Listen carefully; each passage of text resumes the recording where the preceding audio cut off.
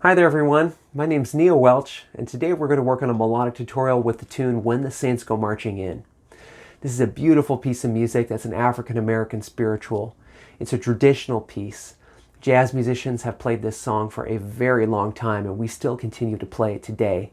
And what I'd like to show you today is how we can take this beautiful old melody and transform it in a jazz style to give it some personality that's all our own. So for today's tutorial, you're going to need a PDF which goes along with the video. You can find that below or at neilwelch.com/lessons. So taking a look at that PDF, I'll start at letter C and I'm going to play just what you see on the page. 1, 2, 3.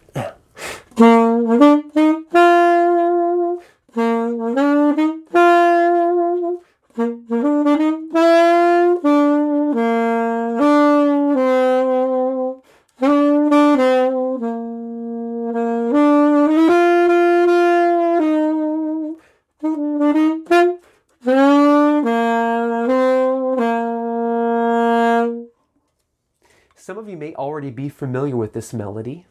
Hopefully, if you are, you also know the lyrics. So I always love to learn the lyrics to a tune, especially if it's a tune with a long and storied history.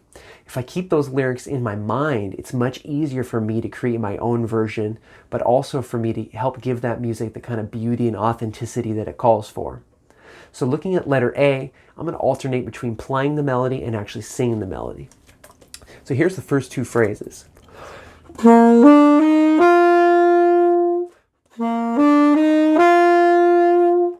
when the saints go marching in. Now we have a variation. Oh,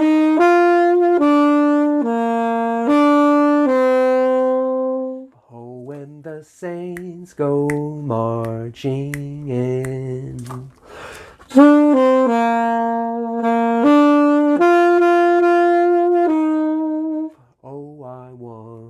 To be in that number.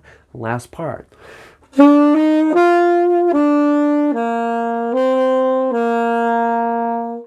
the saints go marching in. Now I'm going to play the full melody at letter A.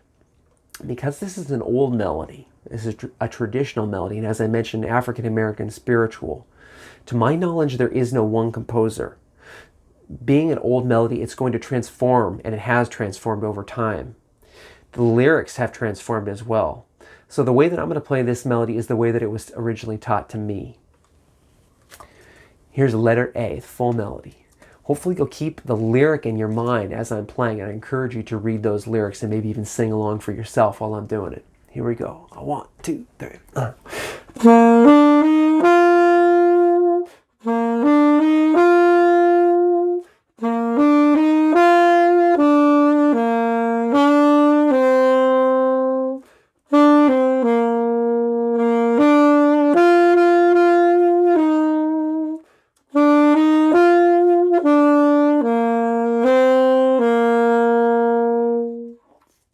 So moving on to letter B now, I'm going to start using new rhythms and repetitions.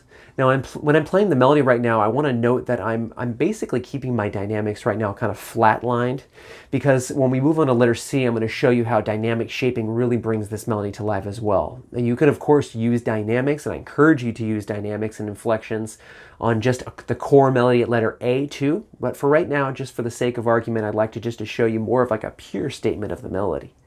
So here's letter B. Now what you'll hear is I'm going to start changing up the rhythms by using some anticipation, and I'm also going to start using some repetition with notes that are from that core melody. Here's letter B, the full melody now. 1, 2, 3.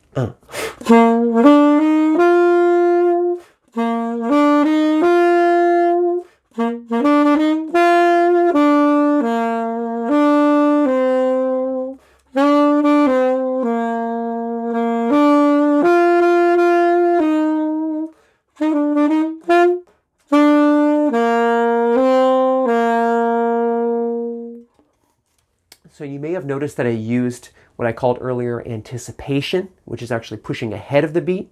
I also use shortening up of the phrases, dot, that happened in the last line. And by doing that dot there instead of a half note, I create active space. That active space is such an important part of actually creating phrases in the jazz language as well.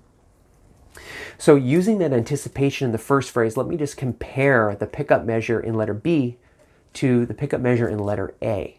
Here's my letter A. 1, 2, 3, 4. Here's letter B. 1, 2, 3, 4. Now that anticipation really changes the feel of the melody right away. Moving on towards the end of line 1 at letter B, you'll note that I'm actually using a number of new repetitions inside of that. Ba ba doo da da da. Now the main melody, oh when the saints, those are just quarter notes. Now I'm using a little bit of syncopation and repeating those pitches. Again, just giving it some new life. Let's move on now to letter C. So at letter C, I'm using all of the same rhythms and I'm using all of the same melodic repetitions that I used at letter B, but now I'm giving it jazz inflection and what I like to just call some soul. So that soul part of it, to me, it comes from putting all these pieces together. Soul for me means that I'm giving it a lot of life in the way that I'm playing it through my instrument. So I'm using dynamics, I'm using inflections such as bends, scoops, I'm using grace notes. I'm using some massive dynamics like forte piano crescendo, playing a phrase nice and strong and forte, then maybe coming down. I'm using a lot of variety, and that's an important part of it too. I'll play all of letter C for you now. 1, 2, 1, 2, 3.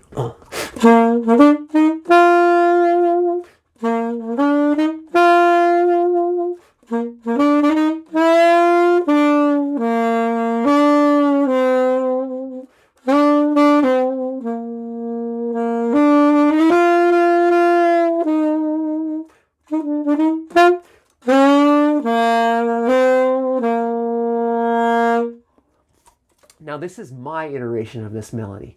I encourage you in your own work to come up with your own version. And I encourage you to use some of the techniques we talked about today. So using some new rhythms to the melody, using some melodic repetition. You can also, of course, include notes which are outside of the melody, upper or lower neighbors, notes that are just a step above or a step below a melody too. That can be a great way to create your own variation.